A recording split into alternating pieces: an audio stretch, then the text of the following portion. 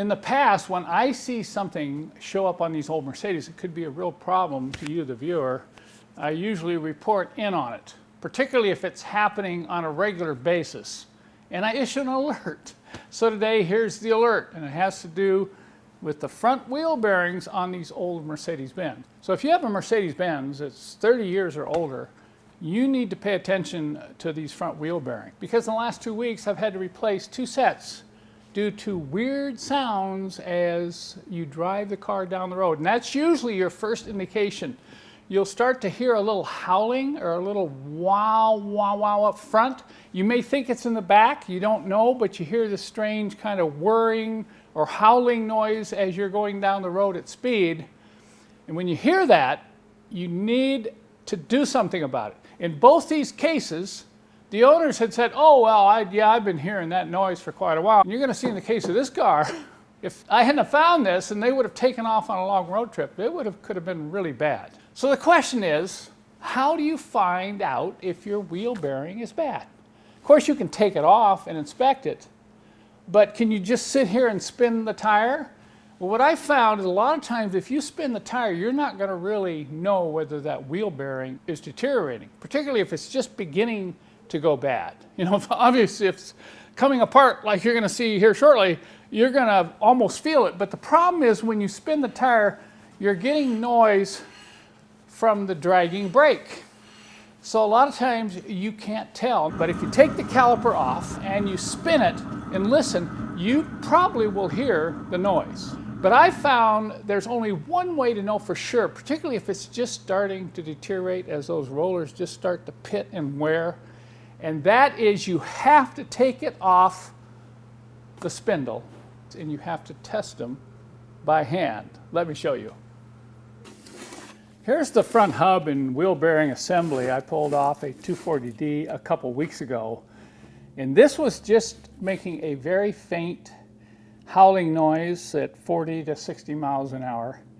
And I could tell from experience it was probably a wheel bearing, and it's almost always the front wheel bearing. Although I want to say here, if you're going to replace the front wheel bearing, replace both, okay? Now, so you take the hub off, you look at the bearing. Let's take a really close look at this bearing here and see if we can see any damage. Now there's a couple things you're looking for.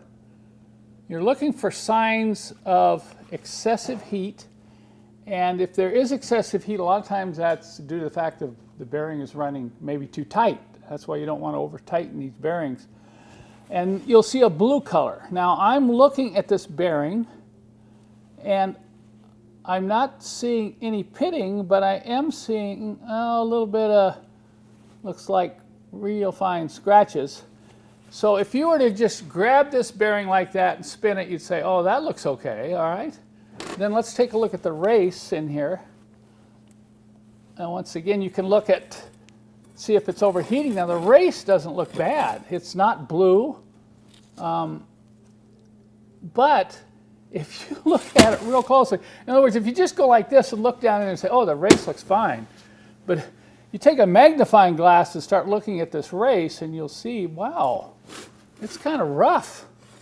But here's the test I like. Nothing beats the finger pressure test. I'm going to call it my finger pressure test, where you take the bearing and you push down real hard on it, as hard as you can, and you rotate it back and forth. Now I'm going to try to get the microphone in there real close and see if you can hear this noise. Because you can't feel it in the video, but maybe you can hear it. You hear that crunchy, crunchy grinding noise? So that is going to show up if you just spin the wheel lightly. But if you push and turn, there should be no feel of any kind of roughness or notchiness. Here it's very notchy. And if I turn it over, let's check the inside bearing. If I push down hard on it and rotate this, it's just smooth. There's nothing. Now, of course, if you get dirt in there, you're going to have a problem. So you want to make sure you don't get dirt in these bearings when you remove the hub. But the rear bearing just feels fine. You'll hear no noise. and you won't feel any roughness at all, not even a speck of roughness. So that's an example of why I always do the finger pressure test when I'm checking wheel bearings on my old Mercedes-Benz. Now let me show you the one that we pulled out of that 300 TD wagon that's on the lift. Now this one didn't even come off in one piece. It just fell apart when we pulled the hub. And that's the type of problem that could be really serious if you're out on a long road trip and that wheel bearing disintegrates like this. So there it is, folks, right there. That's the alert. So I think you can see why I issued this alert. You know, this is going to show up more and more as these cars age. I think it shows up more on the diesels because they get driven a lot. And you're running up to 200,000-300,000 miles. That's when you start having the problems with these wheel bearings deteriorating. Now you may have a noise, a howling noise in your car, and you say, well, Kent, I've checked the front wheel bearings and they're fine. Well, there's a couple other places that this sound can come from. Number one is the center drive shaft bearing and universal joint.